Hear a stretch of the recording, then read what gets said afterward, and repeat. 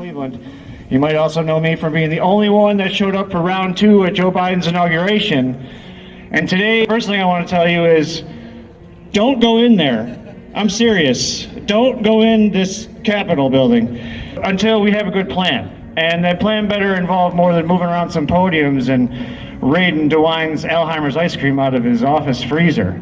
So the next thing I want to do is I want to thank everybody who's been involved in this fight. I want to thank you guys standing here on the steps of the State House and the ones who were listening to me somewhere else. Thank you for just saying no to these mandates. I know that it was costly for some of you. Some of you, it cost you your job and your livelihood, and maybe it cost you the thing that you thought made you who you were. In spite of all the coercion and the incentives and the threats and the marketing and the propaganda, you guys stood strong and you're still out here fighting. I've always had this fantasy that I was gonna fight the devil, and you can picture it. He's a muscled monster, and he's red, and he's got horns, and he's breathing smoke, and he's stomping around in a pit of fire, and I got my sword and my shield.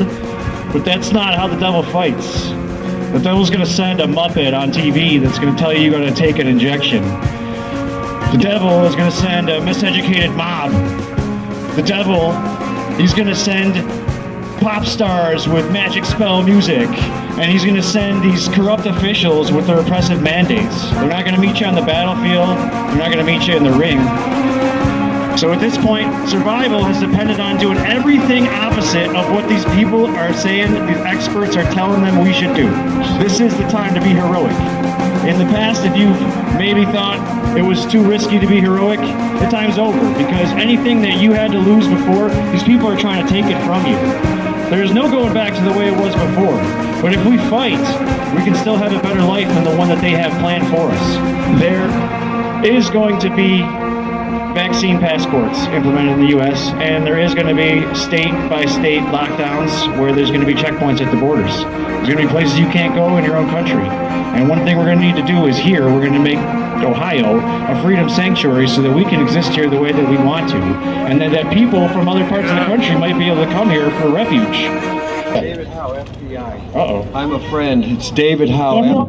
David Howe, FBI. If you have a phone. I didn't know this was going on. I have very limited time. Federal Bureau of Investigation. A friend of all of you. The FBI might try to shut me up right now. The FBI is corralling fellow citizens. I've got the mic. Thank you. Okay, I'll leave. I'm on your side. All right, thank you very much. If you're fighting for freedom, I'm with you.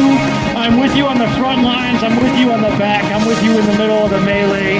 I'm with you if we got to escape from a FEMA camp. And I'm with you if we got to confront the UN blue helmets in our streets. Thank you for being here. Thank you, brother.